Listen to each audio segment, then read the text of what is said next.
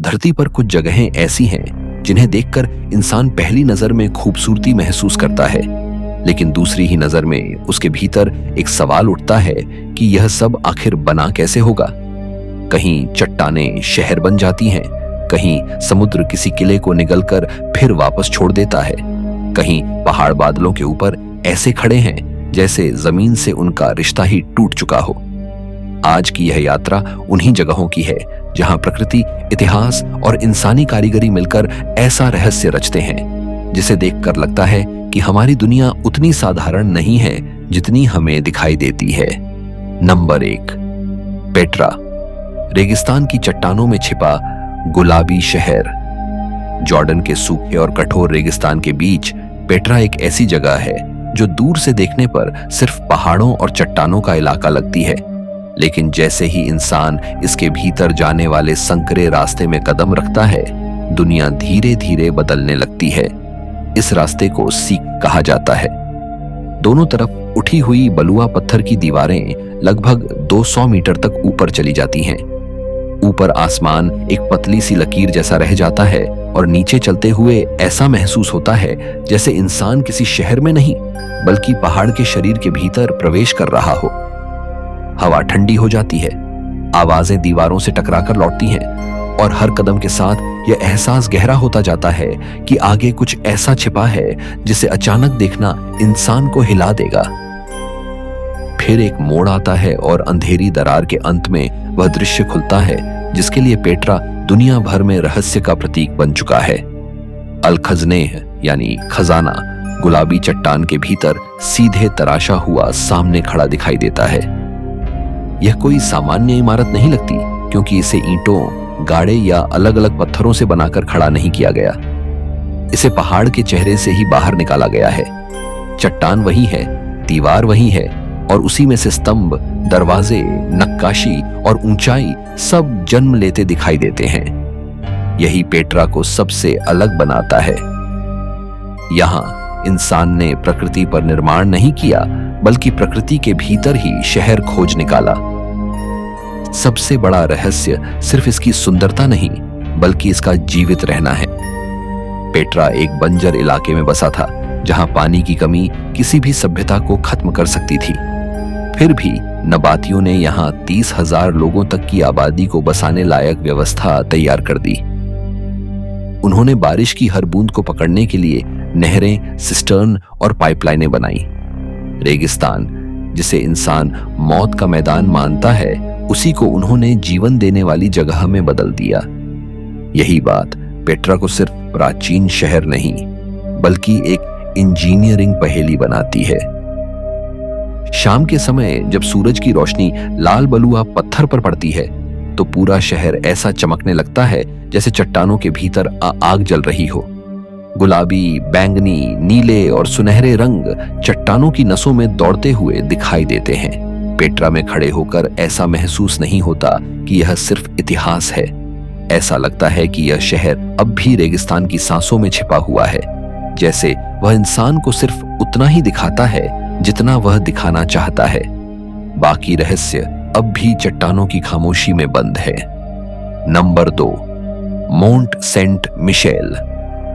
समंदर की लहरों पर खड़ा पत्थर का किला। फ्रांस के तट पर स्थित मोंट सेंट मिशेल पहली नजर में किसी साधारण द्वीप जैसा नहीं लगता। यह एक ऐसे पत्थरीले उभार पर बना है जिसे देखकर लगता है जैसे समुद्र ने धरती से एक टुकड़ा अलग कर लिया हो और फिर उसके ऊपर इंसान ने आसमान की ओर चढ़ती हुई एक पत्थर की दुनिया बना दी हो। लेकिन इस जगह का असली रहस्य इसकी बनावट से ज्यादा उसके आसपास के समुद्र में छिपा है। यहाँ अटलांटिक की लहरें दिन में 2 बार इतनी तेजी से आगे बढ़ती हैं कि पूरा इलाका कुछ ही समय में बदल जाता है। जो जमीन कुछ घंटों पहले पैदल पार की जा सकती है, वही अचानक पानी के नीचे चली जाती है और मोंट सेंट मिशेल एक अकेला द्वीप बन जाता है। यही बदलाव इसे साधारण किले से रहस्यमयी किले में बदल देता है। सोचिए, एक ऐसी जगह जहां सुबह रास्ता दिखाई देता है और शाम को वही रास्ता समुद्र में गायब हो जाता है। यहाँ प्रकृति खुद पहरेदार बन जाती है। पहले के समय में जब लोग इस जगह तक पहुंचते होंगे तो उन्हें सिर्फ दीवारों और दरवाजों का डर नहीं होता होगा, बल्कि समुद्र के मूड को भी समझना पड़ता होगा। गलत समय पर आया हुआ इंसान गीली रेत, दलदल और तेज आती लहरों के बीच फंस सकता था। इसलिए यह जगह सिर्फ पत्थर की वजह से सुरक्षित नहीं थी, बल्कि समुद्र के नियमों की वजह से भी अजेय लगती थी। इस विशाल चट्टान के शिखर पर बना मठ आसमान की तरफ उठता है। इसके निर्माण की कल्पना ही हैरान कर देती है। 1000 साल पहले जब आधुनिक मशीनें नहीं थीं, तब इतने भारी पत्थरों को इस खतरनाक इलाके में लाना, फिर उन्हें ऊपर तक चढ़ाना और खड़ी चट्टान पर संतुलित संरचना बनाना अपने आप में एक असंभव जैसा काम लगता है। हर दीवार, हर गलियारा और हर सीढ़ी इस बात की गवाही देती है कि इसे बनाने वालों ने सिर्फ वास्तुकला नहीं, बल्कि जगह की आत्मा को भी समझा था। यहाँ निर्माण जमीन के नियमों से नहीं, ज्वार भाटे और चट्टान के स्वभाव से तय हुआ। जब धुंध समुद्र से उठकर इस किले को घेर लेती है, तो इसका निचला हिस्सा गायब होने लगता है। ऊपर का शिखर बादलों और धुंध के बीच तैरता हुआ प्रतीत होता है। उस समय मोंट सेंट मिशेल ऐसा लगता है जैसे वह धरती से जुड़ा ही नहीं, बल्कि समुद्र और आकाश के बीच कहीं अटका हुआ है। यही दृश्य इसे दर्शक के दिमाग में देर तक जीवित रखता है। यह जगह किसी राजा की शक्ति से ज्यादा प्रकृति की चालाकी का प्रमाण लगती है। यहाँ समुद्र रास्ता भी देता है और रास्ता छीन भी लेता है। मोंट सेंट मिशेल इसलिए रहस्यमयी है क्योंकि यह किसी एक दुनिया का हिस्सा नहीं लगता। यह आधा धरती का है, आधा समुद्र का, और शायद थोड़ा सा उस अनदेखी दुनिया का भी, जिसे हम सिर्फ धुंध में महसूस कर पाते हैं। Number 3, red clouds. Golden summit, बादलों के ऊपर 2 हिस्सों में बंटी चोटी। चीन के ऊंचे पहाड़ों में रेड क्लाउड्स गोल्डन समिट एक ऐसी जगह है जिसे देखकर पहली नजर में यकीन करना मुश्किल होता है कि यह सचमुच धरती पर मौजूद है। लगभग 2300 मीटर की ऊंचाई पर एक पतली खड़ी चट्टानी चोटी आसमान की तरफ उठती है। यह कोई चौड़ा पहाड़ नहीं, बल्कि एक अकेला पत्थरीला स्तंभ है, जैसे धरती ने अपनी पूरी शक्ति लगाकर एक नुकीली उंगली आकाश की ओर बढ़ा दी हो। सबसे हैरान करने वाली बात यह है कि इस चोटी का ऊपरी हिस्सा एक गहरी दरार से 2 भागों में बंटा हुआ है। दोनों हिस्सों पर अलग अलग मंदिर बने हैं और उनके बीच एक संकरा पत्थरीला पुल है। यही पुल इस जगह को सामान्य पर्वतीय मंदिर से कहीं ज्यादा रहस्यमयी बना देता है। नीचे गहरी खाई, आसपास लगातार चलती तेज हवा और ऊपर बादलों की मोटी परतें। जब धुंध उठती है तो नीचे की जमीन दिखाई देना बंद हो जाती है। केवल 2 शिखर और उनके बीच जुड़ा हुआ वह पुल दिखाई देता है। ऐसा लगता है जैसे इंसान धरती पर नहीं, बादलों के बीच किसी तैरते हुए द्वीप पर खड़ा है। यह दृश्य मन में एक अजीब बेचैनी पैदा करता है। आंखें देखती हैं कि यह पत्थर है, लेकिन दिमाग पूछता है कि इतनी ऊंचाई, इतनी खड़ी सतह और इतने कठिन वातावरण में यह सब टिक कैसे गया। यहां तक पहुंचना भी आसान नहीं है। हजारों सीढ़ियां पहाड़ की लगभग खड़ी सतह पर चढ़ती हैं। हर सीढ़ी इंसान से उसकी सांस, हिम्मत और धैर्य मांगती है। यह यात्रा सिर्फ शारीरिक चढ़ाई नहीं लगती, बल्कि जैसे हर कदम इंसान को सामान्य दुनिया से दूर ले जाता है। नीचे की घाटियां छूटती जाती हैं, शोर कम होता जाता है, हवा ठंडी और तेज होती जाती है, और ऊपर पहुंचते पहुंचते ऐसा एहसास होने लगता है कि यह जगह इंसान के लिए नहीं, बल्कि किसी और स्तर की खामोशी के लिए बनी है। भूगर्भीय रूप से देखा जाए तो यह चट्टान लाखों वर्षों के कटाव के बाद बचा हुआ मजबूत हिस्सा है। आसपास की जमीन समय के साथ टूटती, घिसती और नीचे जाती रही, लेकिन यह स्तंभ अकेला खड़ा रह गया। यही बात इसे प्राकृतिक दृष्टि से भी अद्भुत बनाती है। फिर भी केवल विज्ञान से इसका प्रभाव खत्म नहीं होता, क्योंकि सवाल यह नहीं है कि चट्टान कैसे बनी। सवाल यह है कि इंसान ने इतनी असंभव जगह पर मंदिर बनाने का विचार क्यों किया। क्या यह सिर्फ आस्था थी, या ऊंचाई के भीतर छिपा कोई ऐसा आकर्षण जो इंसान को हमेशा आसमान के करीब जाने पर मजबूर करता रहा है। रेड क्लाउड्स गोल्डन समिट में खड़े होकर लगता है जैसे यह जगह दो संसारों के बीच पुल है।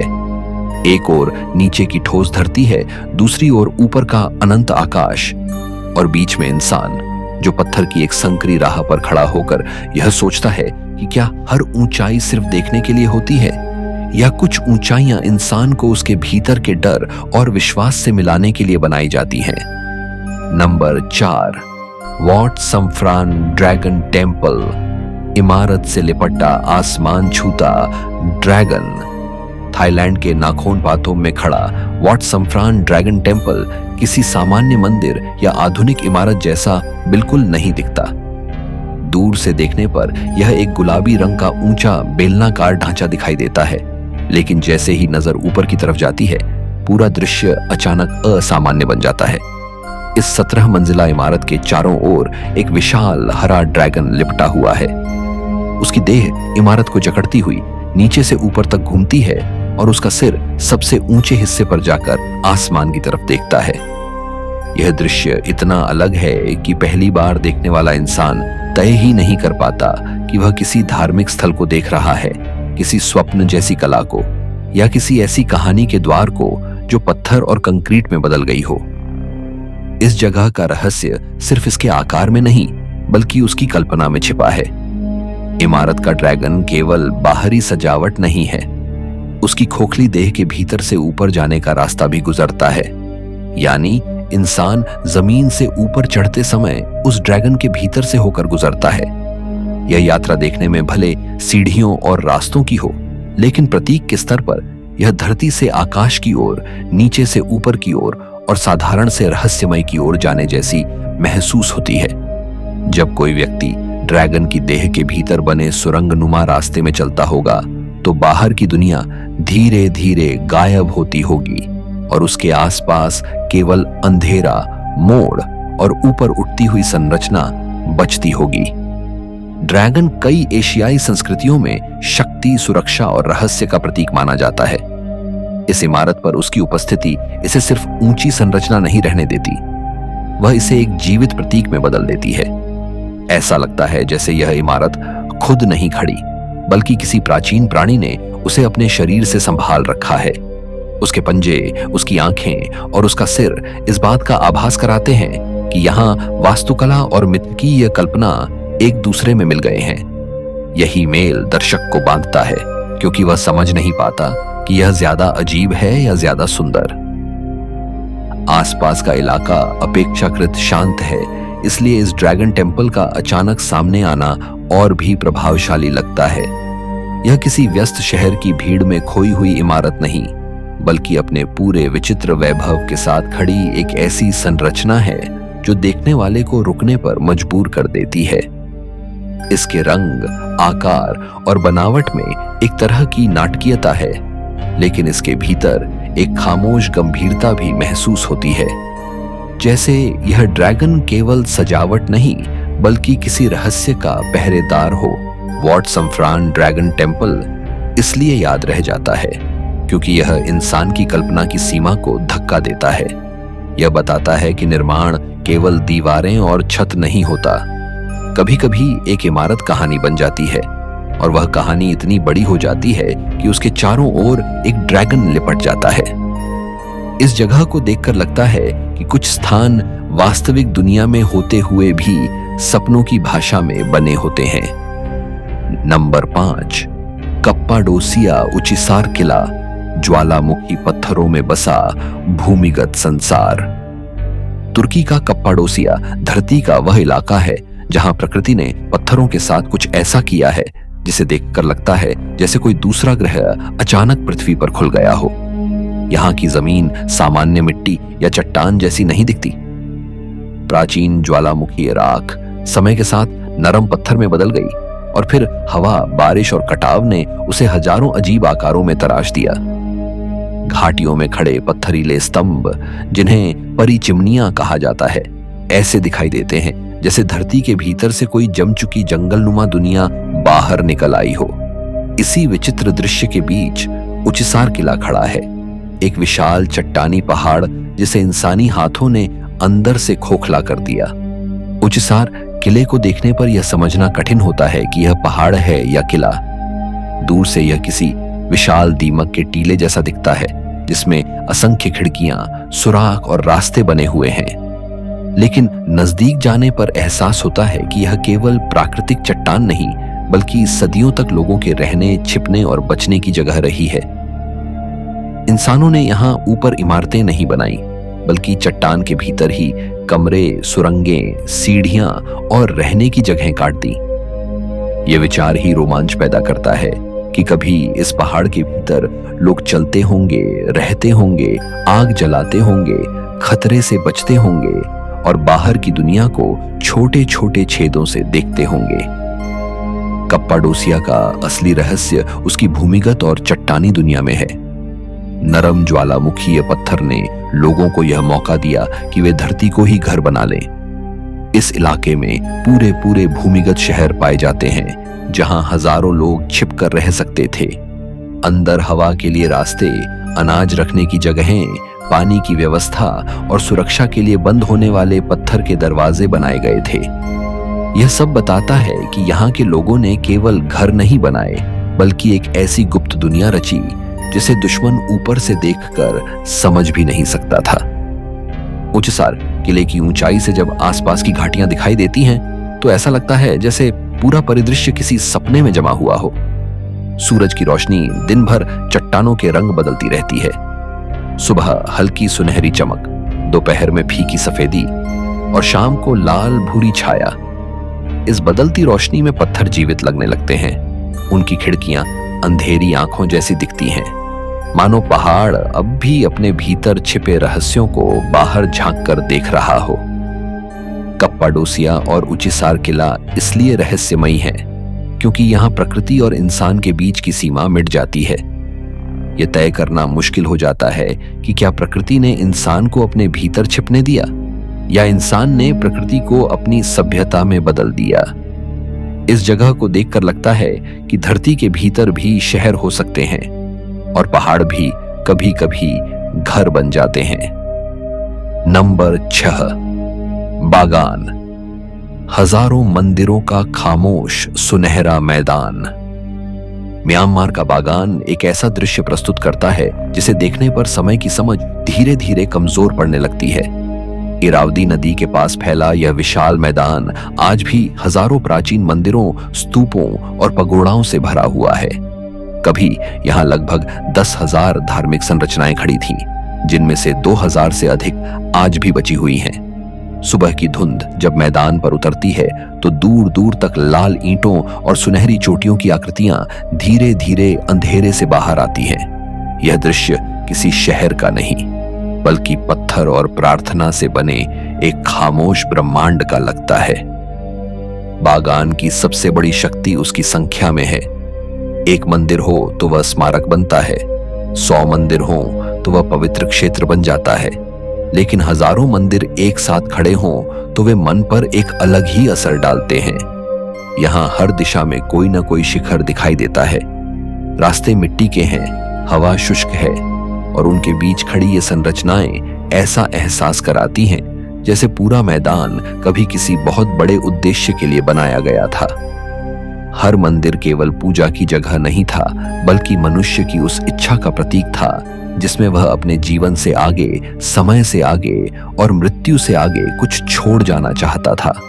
थम्मयांगी मंदिर अपनी विशालता से चुपचाप दबाव बनाता है। उसकी दीवारें भारी हैं, आकार किले जैसा है और भीतर का अंधेरा एक अलग ही गंभीरता पैदा करता है। दूसरी तरफ आनंद मंदिर अपनी सुंदरता और संतुलन से आकर्षित करता है।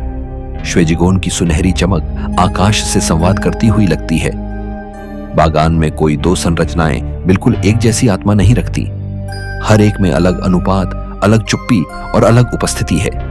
यही विविधता इस मैदान को जीवित बनाती है।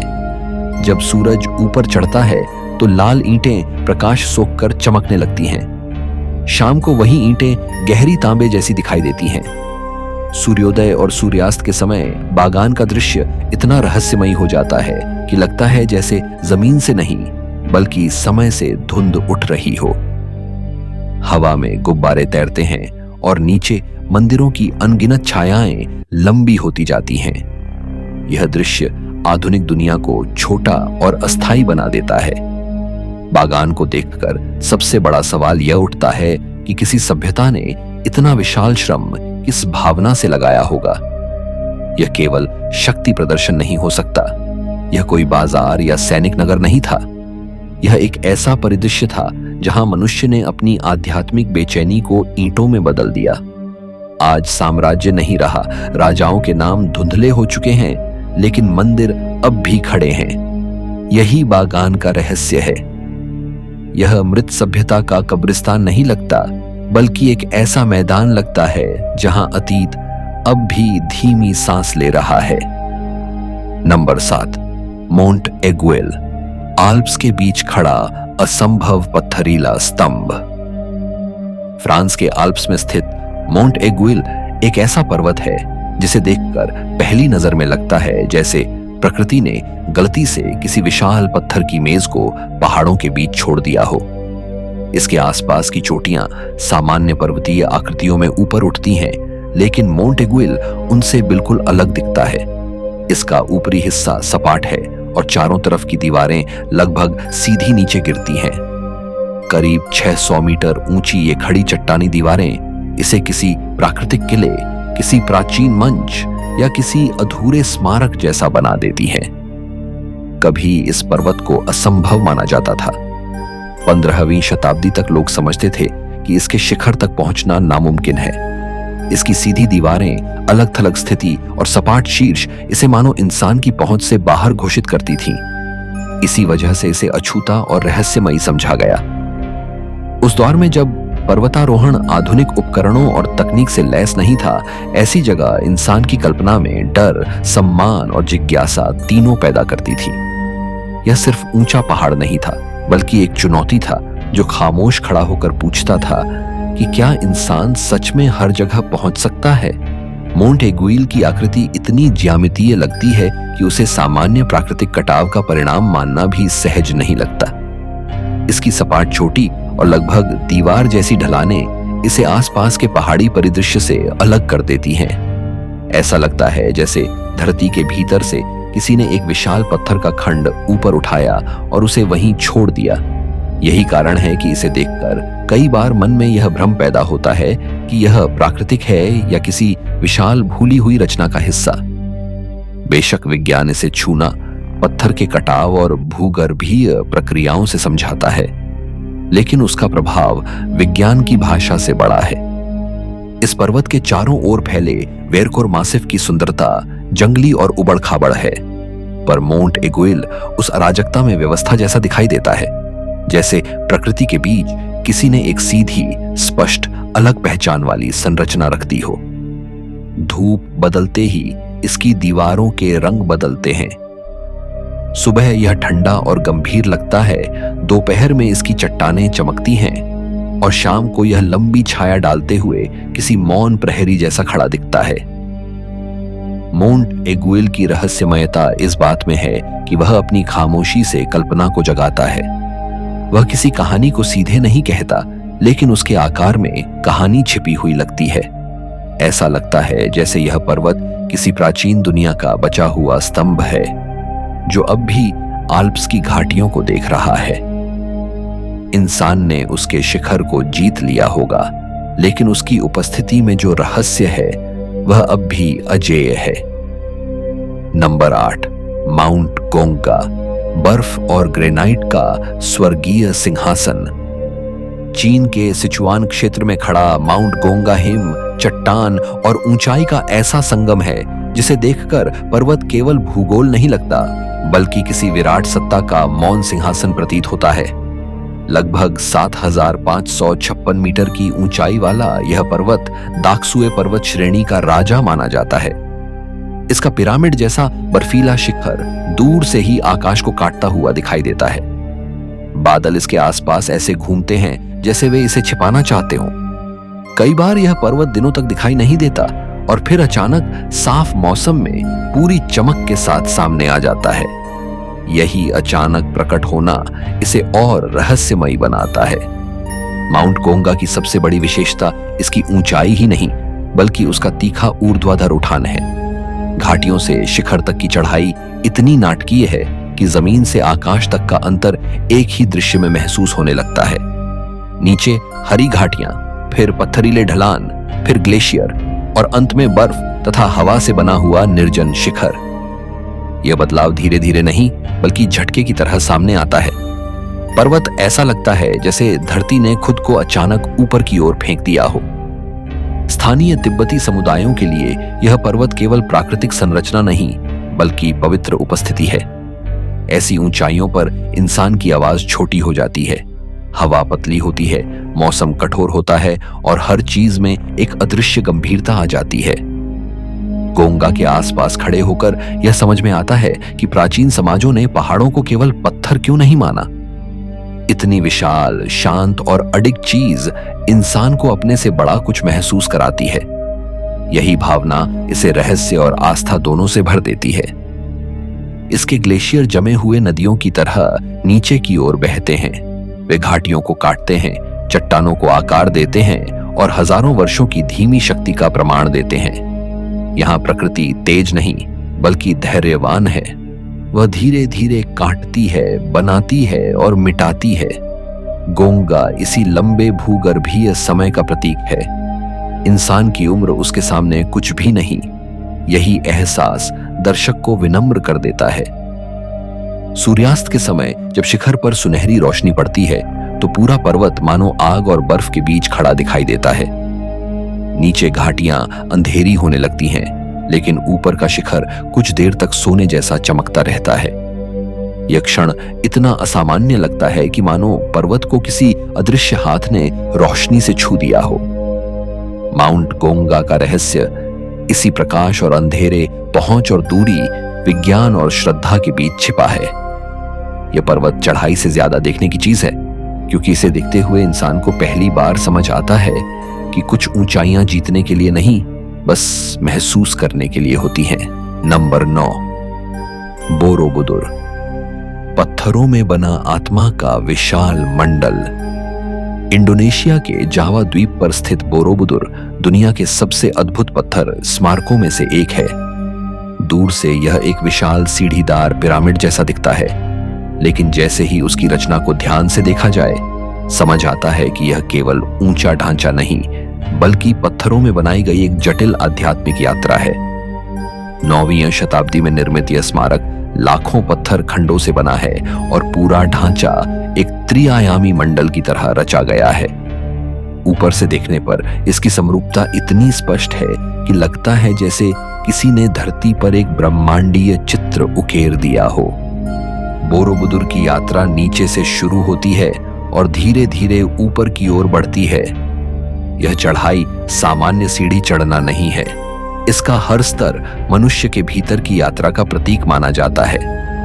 निचले हिस्से में संसार की इच्छाओं और संघर्षों की झलक मिलती है। दीवारों पर हजारों राहत चित्र उकेरे गए हैं, जिनमें जीवन, कर्म, शिक्षा और आध्यात्मिक मार्ग की कहानियां पत्थर में बंद हैं। यह किसी पुस्तक जैसा है, लेकिन कागज पर नहीं, दीवारों पर लिखा हुआ। दर्शक चलते चलते इसे पढ़ता नहीं बल्कि इसके भीतर से गुजरता है। ऊपर की ओर बढ़ते हुए नक्काशी कम होती जाती है, संरचना सरल और शांत होती जाती है। यह बदलाव बहुत महत्वपूर्ण है, क्योंकि जैसे जैसे इंसान ऊपर जाता है, बाहरी संसार की जटिलता पीछे छूटती हुई महसूस होती है। ऊपरी छतों पर 72 छिद्रित स्तूप बने हैं, जिनके भीतर बुद्ध प्रतिमाएं बैठी हैं। ये प्रतिमाएं आधी छिपी हुई दिखाई देती हैं, जैसे वे संसार को देख भी रही हों और उससे अलग भी हों। अंतिम शिखर पर एक बड़ा खाली स्तूप है, जो पूर्ण शांति, निर्वाण और उस स्थिति का प्रतीक माना जाता है जहां शब्द और आकार समाप्त हो जाते हैं। बोरोबुदुर का वातावरण भी उसके रहस्य को और गहरा करता है। इसके आसपास ज्वालामुखीय पर्वत हैं, घना हरापन है और सुबह के समय धुंध स्मारक के निचले हिस्से को ढक लेती है। उस समय ऊपरी छतें बादलों के ऊपर तैरती हुई प्रतीत होती हैं। यह दृश्य बताता है कि इसे केवल देखने के लिए नहीं बनाया गया था, इसे अनुभव करने के लिए बनाया गया था। यहाँ वास्तुकला मन पर काम करती है। जैसे जैसे कदम ऊपर जाते हैं, वातावरण बदलता है, दृश्य बदलता है और भीतर का भाव भी बदलता है।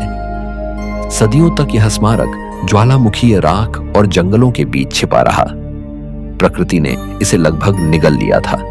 फिर जब यह फिर से सामने आया तो ऐसा लगा जैसे धरती ने अपने भीतर से कोई भूला हुआ आध्यात्मिक यंत्र वापस लौटा दिया हो।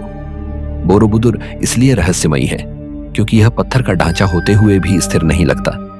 यह एक यात्रा है, नीचे से ऊपर, अंधकार से प्रकाश, आकृति से शून्य और बाहरी दुनिया से भीतर की शांति तक।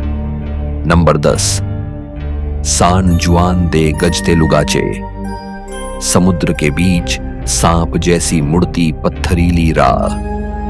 स्पेन के बिस्के की खाड़ी में स्थित सान जुआन दे गजते लुगाचे एक ऐसा स्थान है जहां जमीन, समुद्र और चट्टान मिलकर एक अत्यंत नाटकीय दृश्य बनाते हैं। समुद्र के बीच एक खुरदरी चट्टानी टापू जैसी आकृति उठती है और उससे मुख्य भूमि को जोड़ती है, एक पतली टेढ़ी मेढ़ी पत्थरीली राह। यह राह ऊपर से देखने पर किसी विशाल सर्प या ड्रैगन की रीढ़ जैसी लगती है जो समुद्र की लहरों के बीच से उठती हुई शिखर तक जाती है। लगभग 241 सीढ़ियां चढ़कर ऊपर एक छोटा सा प्राचीन चैपल मिलता है जो हवा, नमक और लहरों के सामने सदियों से डटा हुआ है। इस जगह की शुरुआत ही चुनौती से होती है।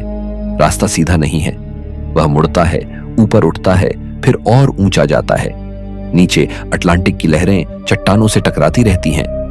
पानी की आवाज लगातार सुनाई देती है, कभी गर्जना जैसी, कभी फुसफुसाहट जैसी। हवा तेज चलती है और हर कदम पर यह एहसास बना रहता है कि यहाँ प्रकृति किसी भी पल अपना रूप बदल सकती है। यही वजह है कि यह राह केवल चढ़ाई नहीं लगती, बल्कि एक परीक्षा जैसी महसूस होती है। चट्टानों के नीचे समुद्र ने हजारों वर्षों में गहरे कटाव और प्राकृतिक मेहराब बनाए हैं। लहरें लगातार पत्थर को काटती रही हैं, लेकिन चट्टान अब भी खड़ी है। ऊपर बना चैपल इस संघर्ष का मौन साक्षी लगता है। इंसान ने इतनी कठोर और अनिश्चित जगह पर प्रार्थना का स्थल क्यों बनाया होगा? यह सवाल अपने आप में रहस्यमयी है। शायद इसलिए कि समुद्र के सामने खड़े होकर इंसान को अपनी छोटी सी हैसियत सबसे साफ समझ आती है। ऐसी जगह पर बनी छोटी संरचना भी बहुत बड़ी लगने लगती है, क्योंकि वह केवल पत्थर की नहीं, साहस की निशानी बन जाती है। जब बादल नीचे झुकते हैं और समुद्र धुंधला हो जाता है, तो गजते लुगाचे का रास्ता एक साधारण पुल नहीं रहता। वह अज्ञात की ओर जाती हुई रेखा जैसा प्रतीत होता है। नीचे उठती लहरें, ऊपर अकेला चैपल और बीच में चट्टान पर रेंगती हुई सीढ़ियां। यह दृश्य मन में एक खिंचाव पैदा करता है, जैसे कोई अनदेखी शक्ति कह रही हो कि ऊपर पहुंचो, लेकिन रास्ता आसान नहीं होगा। इस स्थान की खास बात यह है कि यह विशाल महल या बड़ी इमारत नहीं है। इसका प्रभाव उसकी सादगी और स्थान में है।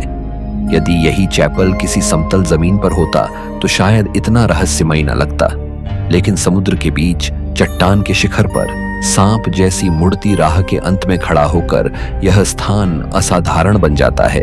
सान जुआन दे गजते लुगाचे हमें याद दिलाता है कि कभी कभी रहस्य किसी विशाल निर्माण में नहीं, बल्कि उस रास्ते में होता है जो इंसान को वहां तक ले जाता है। नंबर 11, कैलाश पर्वत, धरती का सबसे रहस्यमयी और अजेय शिखर। तिब्बती पठार पर खड़ा कैलाश पर्वत दुनिया के उन दुर्लभ पर्वतों में से है जिनकी शक्ति केवल ऊंचाई से नहीं मापी जा सकती।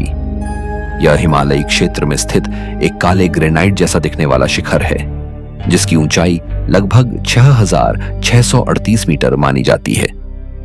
लेकिन इसकी सबसे बड़ी पहचान यह नहीं है कि यह कितना ऊंचा है। इसकी सबसे बड़ी पहचान यह है कि आज तक कोई मनुष्य इसके शिखर पर नहीं चढ़ा। दुनिया की सबसे ऊंची चोटियों पर झंडे लग चुके हैं, लेकिन कैलाश अब भी अछूता है। यही बात इसे बाकी पर्वतों से बिल्कुल अलग बनाती है। कैलाश का आकार देखने वाले को तुरंत रोक लेता है। इसकी 4 दिशाओं में खुलती हुई चट्टानी दीवारें लगभग मुख्य दिशाओं से मेल खाती प्रतीत होती हैं। दूर से यह प्राकृतिक पिरामिड जैसा दिखाई देता है। इसके ऊपर की बर्फ, नीचे की गहरी चट्टानें और बीच में क्षैतिज परतें मिलकर ऐसा आभास देती हैं जैसे पर्वत पर किसी ने सीढ़ियां बना दी हों जो सीधे आकाश की ओर जाती हैं। इसी कारण कई कल्पनाएं और मान्यताएं इसके आसपास जन्म लेती रही हैं। विज्ञान इसे भूगर्भीय संरचना कहता है, लेकिन इसे देखने वाला मन केवल विज्ञान पर रुक नहीं पाता। कैलाश के पास से एशिया की महान नदियों के स्रोत क्षेत्र जुड़े हैं। सिंधु, सतलुज, ब्रह्मपुत्र और कर्णाली जैसी नदियां इसी क्षेत्र से संबंध रखती हैं। इस दृष्टि से यह पर्वत केवल एक शिखर नहीं, बल्कि पूरे महाद्वीप की जल व्यवस्था के केंद्र जैसा प्रतीत होता है। ऐसा लगता है जैसे यह पर्वत ऊंचाई पर खड़ा होकर धरती के विशाल हिस्से को जीवन देने वाली अदृश्य धमनियों की रक्षा कर रहा हो। यही भूगोल इसे और विराट बनाता है। कैलाश की परिक्रमा, जिसे कोरा कहा जाता है, अत्यंत कठिन मानी जाती है। यह यात्रा 52 किलोमीटर के आसपास की होती है और 5000 मीटर से अधिक की ऊंचाई पर पूरी की जाती है। सांस भारी होती है, हवा पतली होती है और हर कदम शरीर को उसकी सीमा याद दिलाता है। फिर भी लोग इस कठिन यात्रा को करते हैं। यह बताता है कि कैलाश केवल देखने की चीज नहीं, बल्कि अनुभव की जाने वाली उपस्थिति है। यहां पहुंचकर इंसान शिखर जीतने नहीं जाता, बल्कि उसके सामने झुकने जाता है। कैलाश का सबसे बड़ा रहस्य शायद यही है कि वह अजेय होते हुए भी आकर्षित करता है। वह बुलाता है, लेकिन अपने शिखर तक नहीं जाने देता। वह दिखाई देता है, लेकिन पूरी तरह समझ में नहीं आता। उसकी खामोशी में एक ऐसी सीमा है जिसे इंसान ने अब तक पार नहीं किया। आज की दुनिया में जहां हर पहाड़, हर जंगल और हर समुद्र को जीतने की कोशिश होती है, कैलाश अब भी कहता है कि कुछ चीजें जीतने के लिए नहीं होती। कुछ रहस्य इसलिए जीवित रहते हैं क्योंकि उन्हें छुआ नहीं गया। नंबर 12, हम्पी, पत्थरों की बारिश में बसा खोया हुआ साम्राज्य। कर्नाटक में तुंगभद्रा नदी के किनारे बसा हम्पी एक ऐसा स्थान है जहां पहुंचते ही लगता है जैसे धरती पर कभी पत्थरों की बारिश हुई हो। चारों तरफ विशाल ग्रेनाइट की चट्टानें, गोल गोल बिखरे हुए बोल्डर, पहाड़ियां और उनके बीच फैले मंदिर, बाजार, मंडप और महलों के अवशेष। यह दृश्य किसी सामान्य खंडहर जैसा नहीं है। यहाँ प्रकृति पहले से ही असामान्य थी और फिर इंसान ने उसी असामान्य प्रकृति के भीतर एक साम्राज्य खड़ा किया। यही हम्पी को रहस्यमयी बनाता है। यहाँ शहर बनाया नहीं गया, बल्कि पत्थरों के बीच से निकाला गया लगता है। 14वीं शताब्दी में यह विजयनगर साम्राज्य की राजधानी थी, जो अपने समय के सबसे बड़े और समृद्ध नगरों में गिना जाता था। कहा जाता है कि यहाँ हीरे जवाहरात तक बाजारों में खुले रूप से बिकते थे। विशाल रास्ते, व्यापारिक मंडियां, मंदिरों के प्रांगण और शाही परिसर बताते हैं कि यह कोई छोटा राज्य नहीं, बल्कि एक अत्यंत शक्तिशाली और संगठित सभ्यता का केंद्र था। लेकिन आज वही शहर टूटी दीवारों, खाली मंडपों और बिखरे पत्थरों में बदल चुका है। यही विरोधाभास हम्पी की आत्मा है। जहां कभी जीवन, धन और शक्ति बहती थी, वहां आज हवा और खामोशी चलती है। हम्पी के मंदिरों में पत्थर केवल निर्माण सामग्री नहीं, बल्कि भाषा बन जाता है। यहाँ रथ के आकार का मंदिर है, विशाल मूर्तियां हैं, स्तंभों वाले मंडप हैं और कुछ स्थानों पर ऐसे पत्थर के स्तंभ मिलते हैं जिन्हें हल्के से बजाने पर ध्वनि उत्पन्न होती है। यह बात दर्शक को तुरंत चौंकाती है। पत्थर, जिसे हम कठोर और मौन मानते हैं, यहाँ संगीत से जुड़ जाता है। यह केवल कला नहीं, बल्कि तकनीक और संवेदनशीलता का अद्भुत मेल है। सवाल उठता है कि इन प्राचीन कारीगरों ने पत्थर के भीतर ध्वनि को कैसे समझा होगा। हम्पी का परिदृश्य भी समय से कहीं पुराना है। यहाँ की ग्रेनाइट चट्टानें अत्यंत प्राचीन भूगर्भीय इतिहास की गवाह हैं। यानी जिस भूमि पर यह साम्राज्य बना, वह खुद जीवन के इतिहास से भी बहुत पुरानी चट्टानों पर टिके परिदृश्य का हिस्सा है।